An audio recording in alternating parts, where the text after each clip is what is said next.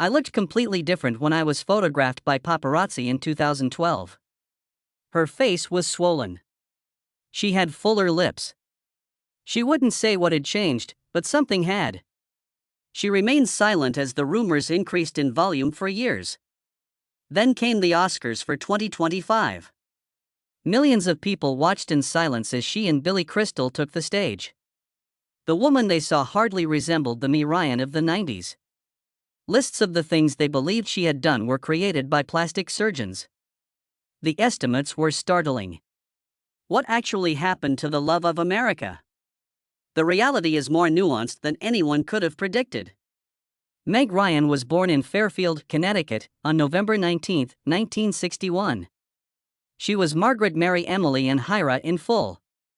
Susan Jordan, her mother, taught English and performed whenever she could. Harry Hira, her father, taught maths while bearing the burden of his Polish and Runnian ancestry. Their house was simple and peaceful. Nothing special, just books, school routines, and Sunday mornings at St. Pius X, where her siblings and I were taught the value of community long before we were taught about celebrity. She was raised alongside Andrew, Dana, and Annie. The same discipline and faith-related rules are being taught to them all. Up until 1976, when Meg turned 15, nothing changed. Her mother packed her bags and moved to New York City in that year in order to pursue a full-time acting career. Overnight, the house evolved. Down the road, Meg carried the memory of seeing her mother's car vanish, and Harry became a single father to 4 children. The quiet in her voice speaks volumes about that moment, even though she has only discussed it in fragments. She felt something break inside when her mother left. The breakup felt abrupt, like a door slamming shut without warning, according to family members.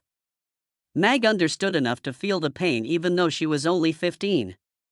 The pain from that day was something she hardly ever discussed. Her mother tried to explain her side of the story in interviews and magazines years later, but the gap between them persisted. That one incident changed Meg's perspective on trust and loyalty. In the background of her initial choices, it remains silent.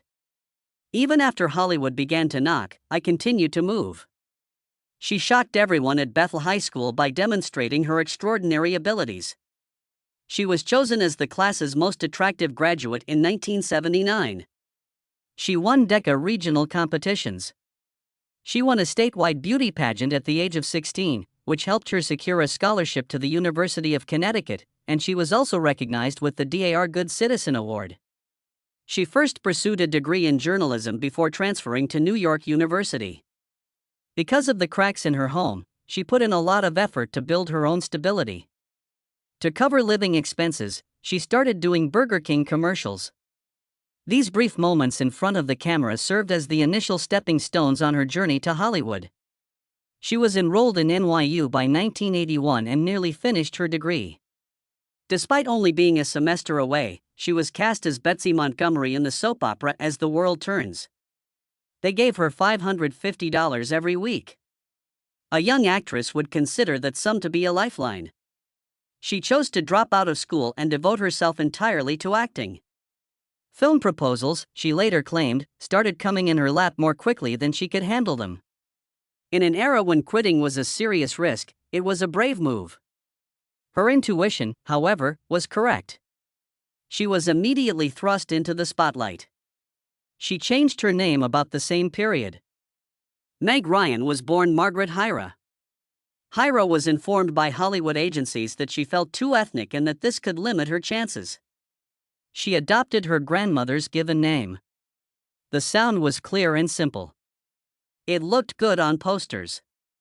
It succeeded. People began to associate Meg Ryan with warmth and charm in a few years. She adapted to the game by understanding it. Understanding that sometimes the biggest doors open from modest choices. George Cukor's final film, Rich and Famous, was her first motion picture appearance in 1981. She portrayed Debbie Blake, a youthful hitchhiker who became entangled in the tale of an elderly widow. Cukor put his performers through a lot of work, shooting for 12 hours straight. For a novice, the introduction was intense, but Meg followed along. She may not have become famous because of the movie, but it did show her how difficult the work could be and put her on a true Hollywood set.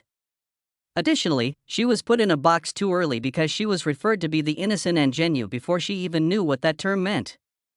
In 1983, she played Lisa in the low-budget horror movie Amityville 3D, which featured unsettling effects, trembling sets, and fake blood. Her performance drew harsh criticism. She was even dubbed wooden by one producer. Young actors would have given up most of the time. Meg was the opposite. She started taking studies at the Theatre Institute of Lee Strasberg. She practiced, learnt, and developed.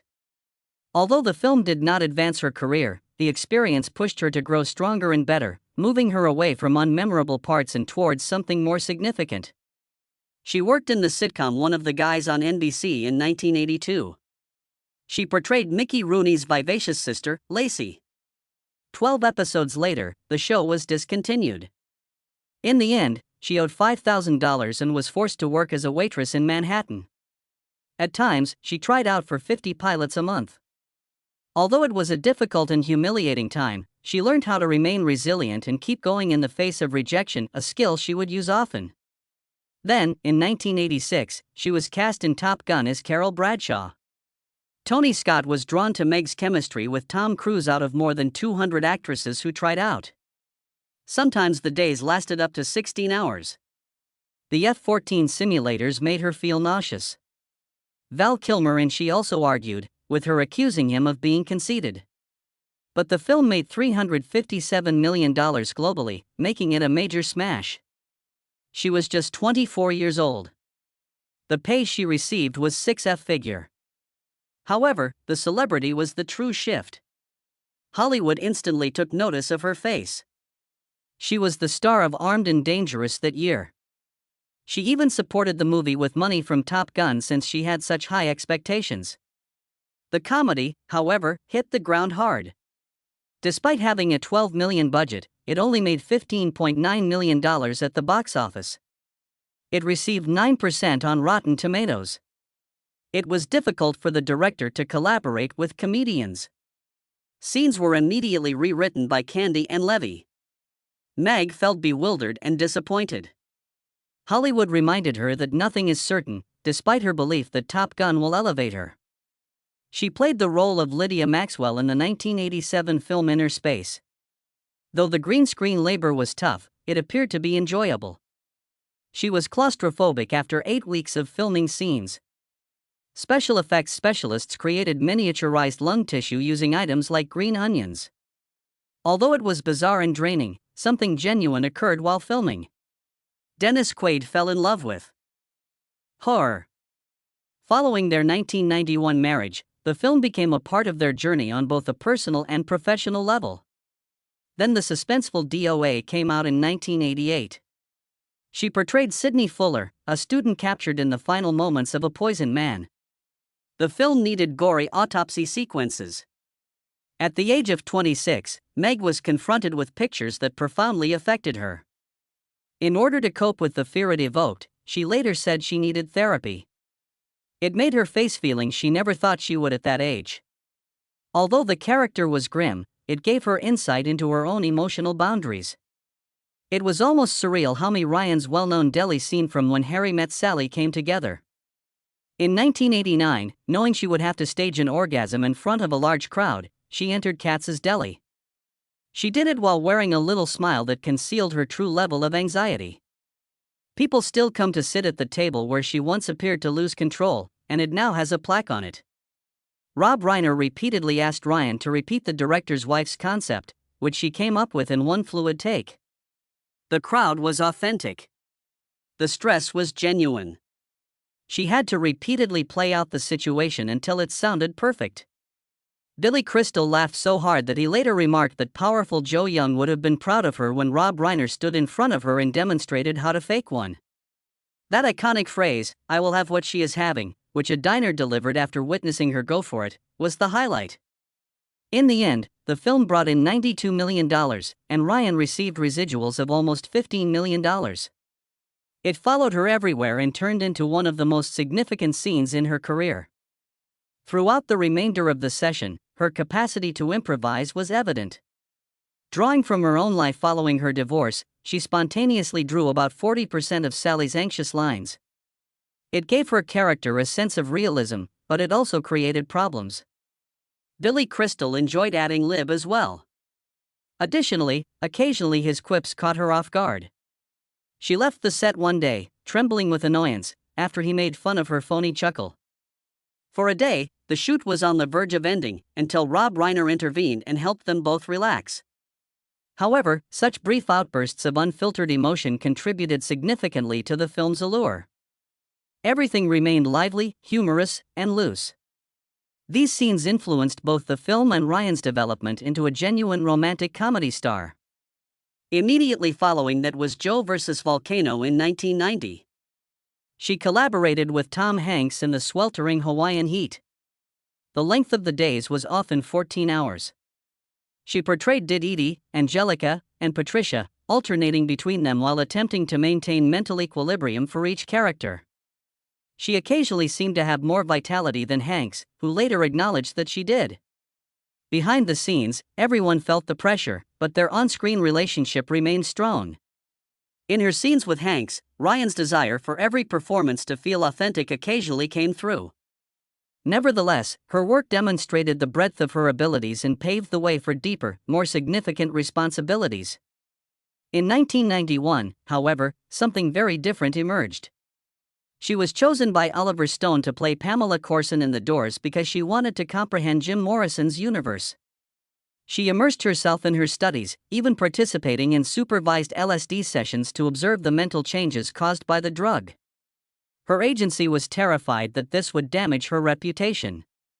Drug scenes, mayhem, and intense emotions were all prevalent in the movie. Ryan made an effort to keep up with its gloom, but the task was taxing. Her performance was unpopular with critics. In private, however, business insiders acknowledged the risk she took. It demonstrated that even though she had no idea what would be in a room, she was still willing to enter. She made another change in the mid-1990s, this time into animation. Despite never having trained her voice for such a role, she spent almost 200 hours recording lines and songs when she voiced Anastasia for the 1997 movie. She worked from 1995 to 1996, and she was troubled by the story. She had nightmares about the execution of the Romanov family. As she recorded the terrifying moments, she felt a connection to Anastasia, and after each session, she took that feeling home with her. She gave the role warmth in her portrayal, which made the film a classic. Behind the voice, however, was a woman who was having trouble sleeping due to the sadness she was carrying. Her stardom peaked shortly after that. She starred in the 1993 film The Heart of Sleepless in Seattle, which made over $227 million worldwide. It generated $17 million in revenue on its first weekend alone. Her gentle voice and understated charm won over hearts everywhere. With an average of $20 million per film at the time, she was the highest-paid woman in Hollywood. She suffered, though, even though everyone loved her. The constant pursuit by paparazzi caused her chest to tighten, causing panic to build in her throat. She mostly kept it a secret from the public, but the dread followed her about while she was traveling, filming, and doing promotions. Despite all of that turmoil, the film made her America's sweetheart and established her as a major player in the rom-com industry.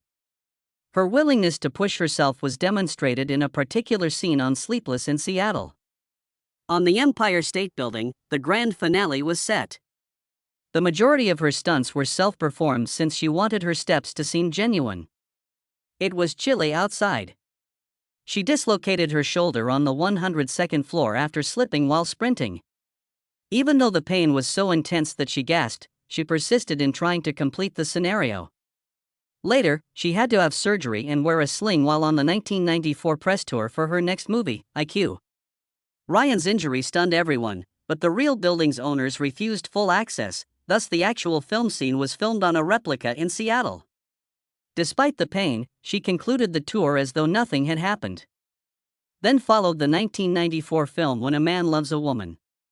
She spent months attending actual AA meetings to prepare for her role as Alice Green, a lady drowning in alcoholism. She heard tales of dysfunctional families and sluggish healing. She also comes from a family with a history of drinking, so some of that resonated with her. The role's weight pressed hard into her head. She was living into the character so completely that she experienced a relapse fear while filming. In addition to earning her a Golden Globe nomination, her performance gave the public a more compassionate understanding of addiction. She appeared alongside Tom Hanks once more in the 1998 film You Have Got Mail. They sent light-hearted letters to each other for 6 months prior to the start of filming because they wanted the romance to feel gentle and organic. It succeeded. The on-screen chemistry seemed effortless. She remained the queen of romantic comedy after the film made $250 million worldwide. But there were fissures beneath. Parker Posey's intense energy caused moments to feel awkward, and Ryan and Posey fought. As the tension increased, it nearly descended into a brawl. Ryan requested changes to the script because some of the sentences made her feel personally assaulted. Although filming was challenging, the love between Hanks and Ryan made the difficulties seem insignificant when the finished product was seen. In 1998, she faced City of Angels around the same time. She repeatedly performed the lengthy crying moments that were required for the role, sometimes more than 50 times. She walked through mourning for weeks as though it were a burden. Filmed on Old Mill Road in Crest Lane, California, the last dying scene required her to descend into a softness that left her shaking after every shot. She revealed a fresh side to her fans. They witnessed a woman who was able to move away from humor and remain composed while standing in the midst of suffering. During these years, her personal life appeared to be going well on the outside, but behind closed doors, everything were collapsing. In Paris, she wed Dennis Quaid on February 14, 1991. They dated for 2 years after first meeting in inner space in 1988. With its white dresses, tuxedos, and vivid Parisian backdrop, the wedding looked stunning. Golden couple is how Hollywood referred to them. But the fissures appeared only a few months later. Prior to the wedding, Quaid had gone into treatment for his cocaine addiction, which had plagued him for years. His relapses were frequent and severe. Everyone was horrified by the intervention that was necessary after he was discovered comatose at their house in 1998. Their home was silently filled with the gloom of addiction, and Ryan was carrying more than most people realized. She gave birth to Jack Henry, their son, on April 24, 1992. The 28-hour labor concluded with an emergency cesarean section. The delivery was significantly more challenging because Jack weighed 10 pounds. Brian subsequently acknowledged that the change from making $15 million a movie to having to deal with sleepless nights and a newborn left her feeling overburdened. She kept the most of her postpartum depression hidden from the public, but she eventually opened out about how close she was to losing it after receiving therapy. Later, other women were inspired to discuss their own challenges by her candor. The marriage was still disintegrating. She found out about Quaid's adultery in 1993. She discovered hotel receipts from an affair with a yoga instructor in Santa Monica in 1996. Then came counseling. Quaid admitted to having 12 one-night encounters while filming Sleepless in Seattle. Ryan was betrayed and felt used. Their mutual trust became weak and brittle. For health and tranquility, she adopted a vegan diet in 1995. Quaid went back to treatment. The holidays grew stressful and burdensome.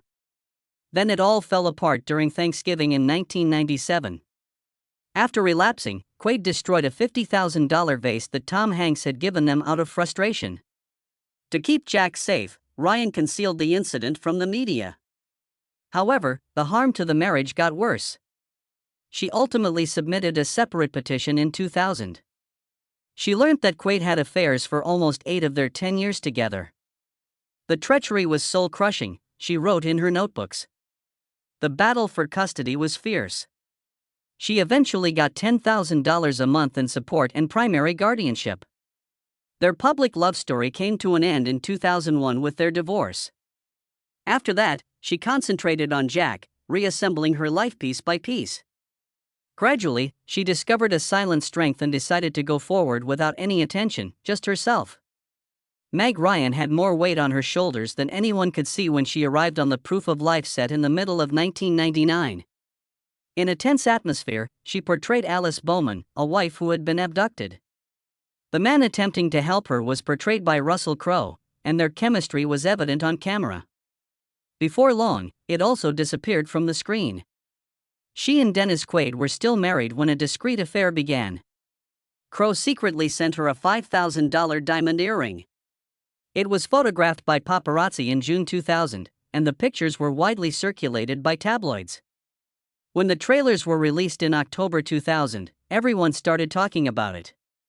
Quaid was known to refer to Ryan as the other lady in interviews, as though he had become the victim. The commotion quickly expanded. Despite having a larger budget, the movie only made $63 million at the box office. During the 9-month relationship, both celebrities were going through vulnerable times in their life. Ryan later claimed that her emotional vulnerability, which had been developing inside of her long before the cameras rolled, was the root of it all. Early 2001 was unexpected. During a discreet journey that seemed like a secret, Russell proposed to her in Sydney with a ring set with 10-carat diamonds. The media and friends both knew. Although the pair made no public announcements, the ring spoke for itself. The entire thing then broke. Their altercation was sparked by Crowe's envy of her former relationship with Tom Cruise from Top Gun.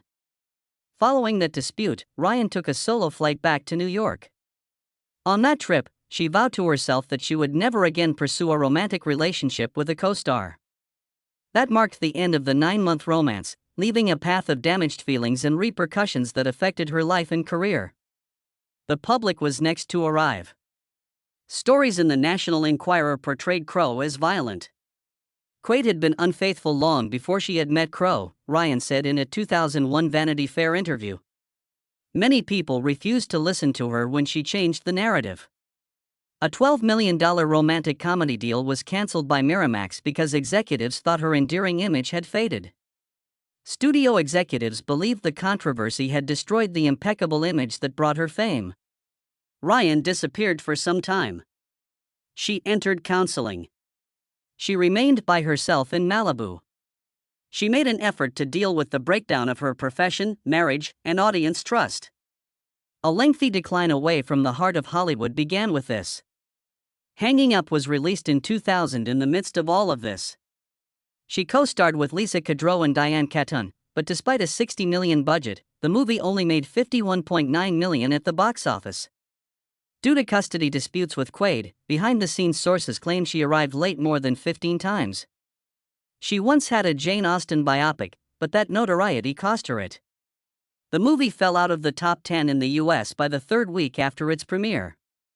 Her performance was deemed preoccupied by critics, who also described it as dull. Hollywood started to categorize her as troubled at this point. Then, in 2001, Kate and Leopold appeared alongside Hugh Jackman. Only 47 million were created worldwide. She struggled behind the scenes with tiredness from the final stages of the Crowe affair and the divorce. Her suffering was seeping into every take, so director James Mangold only included therapy scenes in the script to help her deal. The initial script did not include those scenes, but they allowed her to express herself.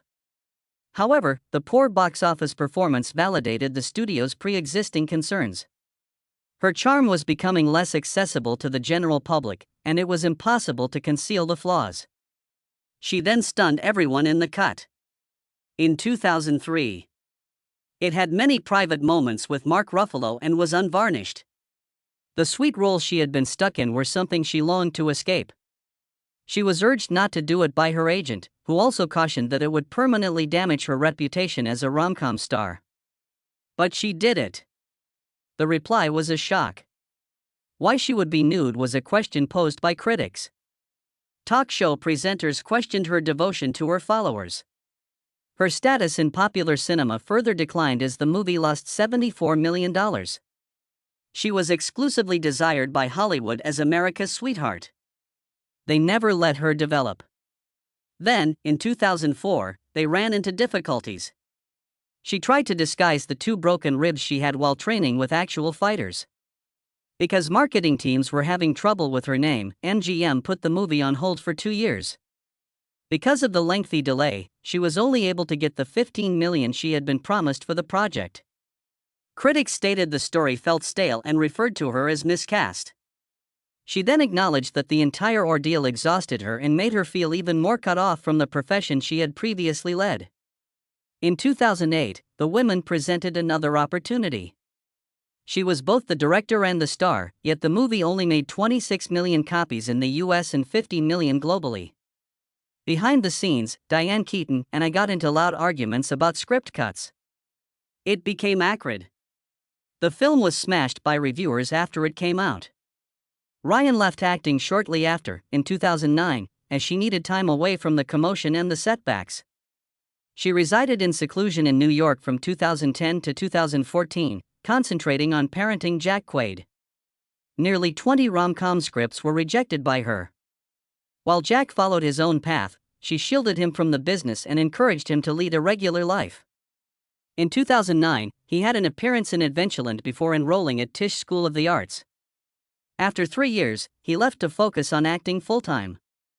Throughout these years, Ryan seldom ever revealed her face in public.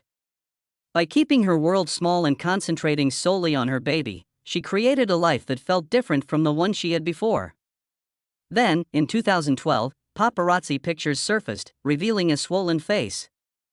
The internet was immediately flooded with rumors.